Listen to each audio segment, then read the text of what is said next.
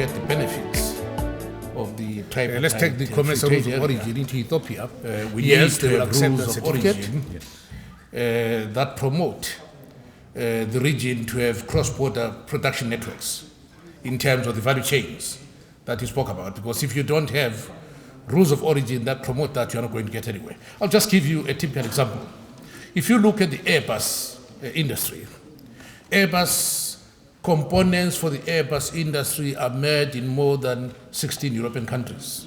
And then they are brought to Toulouse in France, where everything is put together. And if you look also at what we call Factory Asia is also based on the production chains, the value chains, whereby you have different components made in different parts of the region, depending on competitiveness.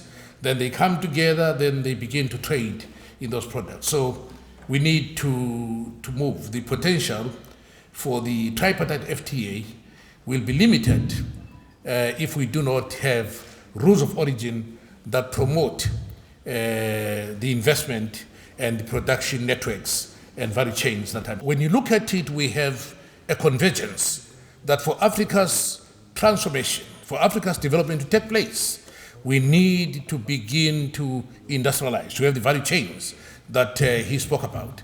Even when you look at the European Union, at the last EU-Africa summit, which was held in March-April last year, 2014, there was no consensus on industrialization. But I can tell you that at the recent meeting in March of what we call the college-to-college meeting between the African Union Commission, the Regional Economic Communities, and the EU Commission, it has now been accepted that that will be the case. For example, if you look at the regional indicative program that we signed, that is COMESA, the East African Community, the Southern African Development Community, the Intergovernmental Authority on Development, and the Indian Ocean Island Commission signed on Thursday, last week in Brussels, of $1.3 trillion. There is a heavy component there for the Europeans to work with us for industrialization. It is also out of their interest because they also have their firms that are invest in our region. So we live in a global world where it is in the interest even for them to see that we industrialize. How do you stop the migrants from going through the Mediterranean?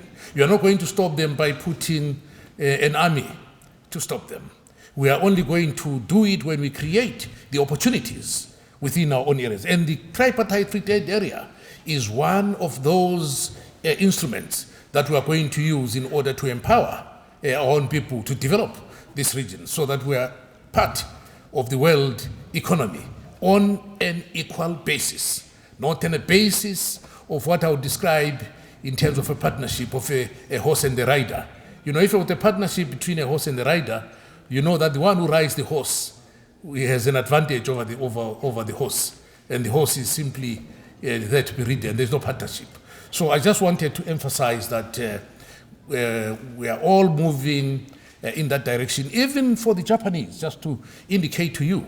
The Japanese, they are also coming to Africa. They are also investing in Africa. The Chinese are investing in Africa. So you'll find that Africa is, as I say, the final frontier for development. Because if Africa does not develop, then there's no way the global economy can grow.